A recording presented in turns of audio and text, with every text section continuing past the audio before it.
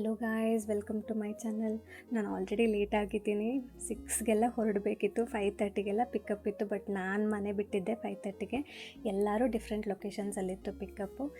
Finally ಹೆಂಗೋ ಹಿಂಗೆ ಕಷ್ಟಪಟ್ಕೊಂಡು ಎಲ್ಲರೂ ಸೇರಿದ್ವಿ. ಎಲ್ಲರೂ ಮೀಟ್ ಆಗಿದ್ದ ಹತ್ರ ಗಾಡಿಗೆ ಪೂಜೆ ಮಾಡಿಬಿಟ್ಟು ಹೊರಡೋಣ ಅಂತೇಳಿ ಅಲ್ಲಿಂದ ಹೊರಟ್ವಿ.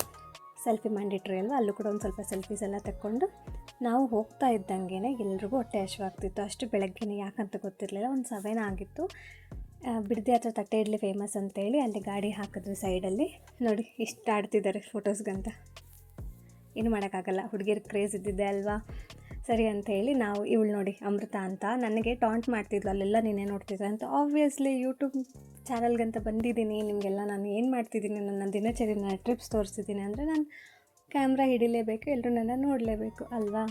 ಅಲ್ಲಿಂದ ಫೇಮಸ್ ಇಡ್ಲಿ, ತಟ್ಟೆ ಇಡ್ಲಿ ಎಲ್ಲ ತಿನ್ಕೊಂಡು ಅಲ್ಲಿಂದ ಹೊರಟ್ವಿ ನಾವು. ನಮ್ಮ ಅರ್ಚನಾ ಇಲ್ಲಿ ಬರೋಷ್ಟೊತ್ತಿಗೆ ಮೈಸೂರು ಹತ್ರ ಅಯ್ಯೋ ಮಿಸ್ ಆಯಿತು ಅಂತ ಹೇಳಿದ್ಲು. ಏನಂತಂದರೆ ಅವಳು ಮೈಸೂರು ಪ್ಯಾಲೇಸ್ ನೋಡಿಲ್ವಂತ. ಅಯ್ಯೋ ನಾನು ಹೊರಗಿಂದಾದರೂ ನೋಡ್ತಿದ್ದೆ ಅಲ್ವಾ ಅಂತಂದ್ಲು. ಬಟ್ ನಮಗೆ ಗೊತ್ತಿರಲಿಲ್ಲ ಅದು ಮೈಸೂರು ಪ್ಯಾಲೇಸ್ ಬಂದುಬಿಡುತ್ತೆ ಅಂತ. ಬಟ್ ನಾವು ಅಲ್ಲಿ ನಿಲ್ಲಿಸ್ಬೋದಿತ್ತು, ಬಟ್ ನಾವು ಹೋಗ್ತಿದ್ದಿದ್ದು ಟೆಂಪಲ್ಗೆ ತುಂಬ ದೂರ ಆಗಿತ್ತಲ್ವಾ, ಅದಕ್ಕೆ ಅಲ್ಲಿ ನಿಲ್ಲಿಸಿದ್ರೆ ತುಂಬ ಇದಾಗುತ್ತೆ ಅಂತೇಳಿ ನಾವು ಬೇಗ ಹೊರಟ್ವಿ. ನಾವು ನೋಡಿ ಹೋಗಿದ್ದು 10 ಗಂಟೆ. ಅಷ್ಟರಲ್ಲೇ ಎಷ್ಟು ದೊಡ್ಡ ಕ್ಯೂ ಇತ್ತು ಗೊತ್ತಾ. ಅಲ್ಲಿ ಮೇಲೆ ಓನ್ ವೆಹಿಕಲ್ ಅಲೋ ಇರಲಿಲ್ಲ. ಸೊ ಅಲ್ಲಿ ನಾವು ಟಿಕೆಟ್ ತೊಗೊಂಡು ಬಸ್ ಹತ್ಕೊಂಡು ಮೇಲಕ್ಕೆ ಹೊರಟ್ವಿ. ವ್ಯೂ ನೋಡ್ತಿದ್ರೆ ಮಾತ್ರ ಟೆಂಪಲ್ ಯಾವಾಗ ಬರುತ್ತೆ ಅನ್ನೋ ಟೆನ್ಷನ್ನೇ ಇರಲಿಲ್ಲ. ಹಾಗೆ ವ್ಯೂ ನೋಡ್ತಾ ಕಳೆದೋಗ್ಬಿಟ್ಟಿದ್ವಿ ನಾವಂತೂ. ಎಷ್ಟು ಚೆಂದ ಅಂದರೆ ಅದಕ್ಕಿಂತ ಹಿಂದೆ ಬರಬೇಕಾದ್ರೆ ಎಲ್ಲ ವೆದರ್ ಹೆಂಗಿತ್ತು, ನಾರ್ಮಲ್ ಆಗಿತ್ತು. ತೀರಾ ಬಿಸಿಲು ಇರಲಿಲ್ಲ ಬೈ ಗಾಡ್ಸ್ ಗ್ರೇಸ್. ಬಟ್ ತೀರಾ ಮಳೆ ಥರ ಇರಲಿಲ್ಲ. ನಾವು ಎಷ್ಟು ಮೇಲಕ್ಕೆ ಹೋಗ್ತಿದ್ವಿ ಅಂತಂದರೆ ಒಂದು ಈ ಫೀಲ್ ನೋಡಿ, ಒಳ್ಳೆ ಕ್ಲೌಡ್ಸ್ ಹತ್ತಿರ ಇದ್ದೀವಿ, ಕ್ಲೌಡ್ಸ್ ರೀಚ್ ಆಗ್ತಿದ್ದೀವಿ ಅನ್ನೋ ಥರ ಫೀಲ್ ಆಗ್ತಿತ್ತು. ವೆದರ್ ಕೂಡ ಎಷ್ಟು ಗ್ರೀನರಿ ಇತ್ತು ಆ ಕಡೆ ಅಂತಂದರೆ ನಿಜವಾಗ್ಲೂ ನಾನು ಈಗಲೂ ಅನ್ನಿಸ್ತಿದ್ದು ಅಲ್ಲಿಂದ ಬಂದುಬಿಟ್ವಾ ಅಂತ.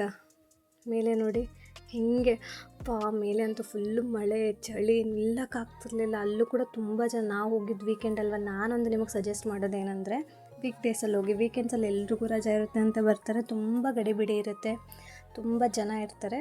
ಸೊ ಕರೆಕ್ಟಾಗಿ ದರ್ಶನ ಅದು ಇದೆಲ್ಲ ಆಗೋಕ್ಕಾಗೋದಿಲ್ಲ. ಸೊ ನೋಡಿ ಒಳಗೆ ಕೂಡ ಎಷ್ಟು ರಶ್ ಇದೆ, ಉಸಿರು ಕಟ್ಟೋ ಹಾಗೆ ಆಗ್ತಿತ್ತು.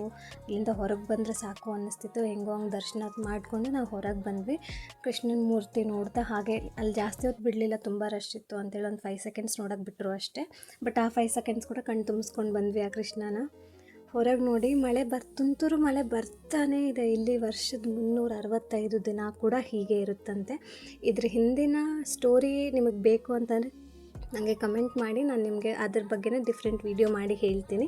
ಅದಾದಮೇಲೆ ಅಲ್ಲಿಂದ ದರ್ಶನ ಎಲ್ಲ ಮಾಡಿ ಮುಗಿಸ್ಕೊಂಡು ನಾವು 1 o'clock ಹಾಗೆ ಎಕ್ಸಾಕ್ಟಾಗಿ ಇವತ್ತೆಲ್ಲ ಪ್ಲ್ಯಾನ್ ಮಾಡಿದಾಗೆ ಮಾಡಿ ಊಟ ಮಾಡಿ ನೆಕ್ಸ್ಟ್ ವೇಣುಗೋಪಾಲ ಸ್ವಾಮಿ ಟೆಂಪಲ್ಗೆ ಹೊರಟು. ಇವತ್ತೆಲ್ಲ ಕೃಷ್ಣನ ದಿನಾನೇ, ಕೃಷ್ಣನಿಗಂತ ಸಮರ್ಪಣೆ ಇತ್ತು.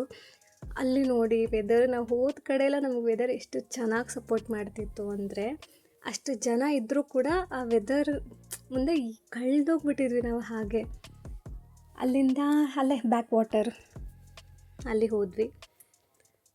ಎಷ್ಟು ಚೆಂದ ಇತ್ತು ಅಂದರೆ ಸೀರಿಯಸ್ಲಿ ನನಗೆ ಈಗಲೂ ಅನ್ನಿಸ್ತಿದೆ ನಾವು ಬಂದುಬಿಟ್ವಾ ಅಲ್ಲಿಂದ. ಯಾಕಿನ್ನು ನಾವು ನೆಕ್ಸ್ಟ್ ಟ್ರಿಪ್ ಪ್ಲ್ಯಾನ್ ಮಾಡೋಣ ಅಂತ ಅಂದ್ಕೊಂಡಿದ್ದೀವಿ. ನಾನು ಹೀಗೆ ಸ್ವಲ್ಪ ತೊದಲ್ತಿರ್ತೀನಿ, ಅರ್ಥ ಮಾಡ್ಕೊಳ್ಳಿ, ಅಡ್ಜಸ್ಟ್ ಮಾಡ್ಕೊಳ್ಳಿ. ಆ್ಯಂಡ್ ನಾವು ಅಲ್ಲಿಂದ ಹೊರಟಾಗ ಸ್ವಲ್ಪ ಅಡ್ವೆಂಚರಸ್ ಆಗಿರಲಿ ಅಂತಂದ್ಬಿಟ್ಟು ಒಂದು ರೆಸಾರ್ಟ್ಗೆ ಹೋದ್ವಿ. ಆ ರೆಸಾರ್ಟಲ್ಲಿ ನೋಡಿ ಇಷ್ಟು ದೊಡ್ಡ ನಾಯಿ ಸಾಕಿದ್ರು ಅವರು, ಅಂದರೆ ಅವ್ರ ಪೆಟ್ಸ್ ಅದು. ಆ ರೆಸಾರ್ಟ್ ಕೂಡ ತುಂಬ ಒಳಗಿತ್ತು. ನಿಮ್ಗೆ ಯಾರಿಗಾದರೂ ಈ ರೆಸಾರ್ಟ್ ಗೊತ್ತಿದ್ದರೆ ಕಮೆಂಟ್ ಮಾಡಿ, ಇಲ್ಲ ಗೊತ್ತಿಲ್ಲ ಅಂತಂದರೆ ಕಮೆಂಟಲ್ಲಿ ಕೇಳಿ, ನಾನು ಹೇಳ್ತೀನಿ. ಅಲ್ಲಿ ಹೋದ್ವಿ. ಅಲ್ಲಿಂದ ನಮಗೆ ಒಳಗೆ ಹೋಗೋದಕ್ಕೆ ಎಷ್ಟು ಭಯ ಆಗ್ತಿತ್ತು.